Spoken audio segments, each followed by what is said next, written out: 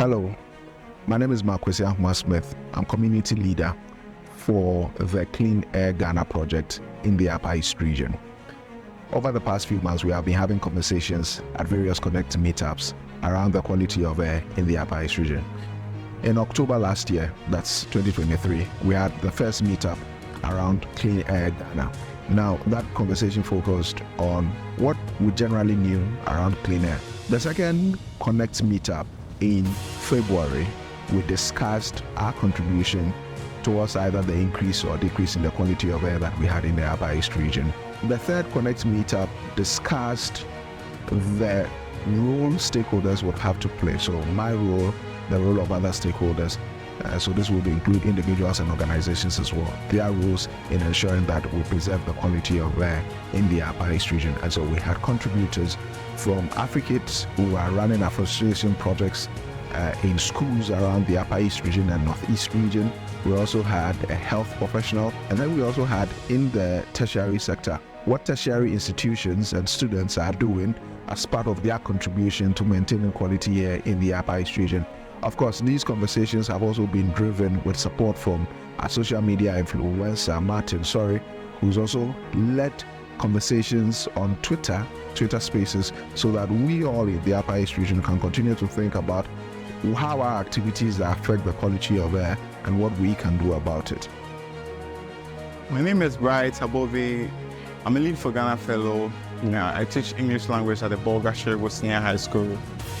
And for Clean Air Ghana and the conversations on the topic of clean air in Ghana, and more specifically in the Upper East region, I think it has created some sort of awareness with me, because since with some of the activities I have been engaging in, I mostly overlook some of the effects of some of these activities to do with pollution, how burning and mostly domestic activities that we engage in affect the air around us and then our environment in general. And I think the conversation has really impacted me in a way. It's helped change my perspective. I'm Raymond Ayine. I work with Africa's Ghana, and at Africa's Ghana, sustainable practices is at the center of what we do for our education work, our health work, and our child protection work. We look at how sustainable we are using the environment for the things that we do. And so we have an afforestation project in Africa's.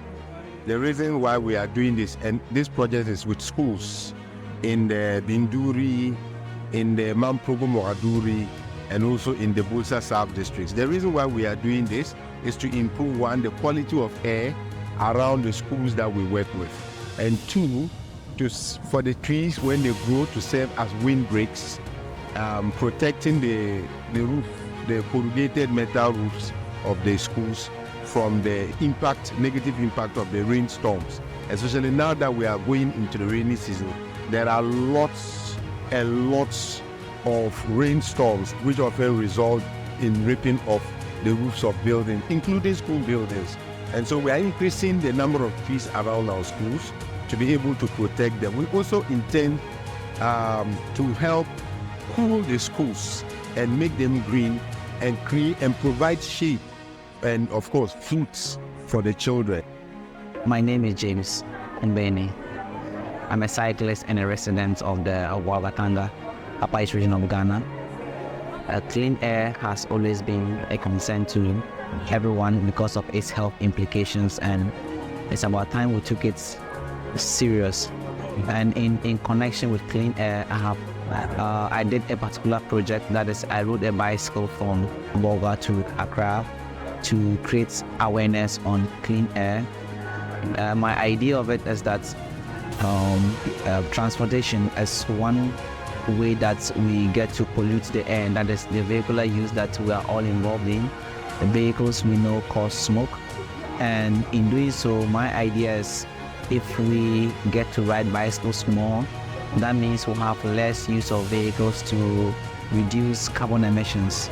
So that is my idea of it. So I needed to use the bicycle to make a demonstration that yes, bicycle can be used as a means of transport. So people should to embrace it, I decided to create a business called the KK Eco Deliveries, which is to make deliveries using environmentally friendly means to make all these deliveries without causing any harm to the environment. So in all this, yes, it's a way of creating business, but I want to make sure that we have cleaner air too.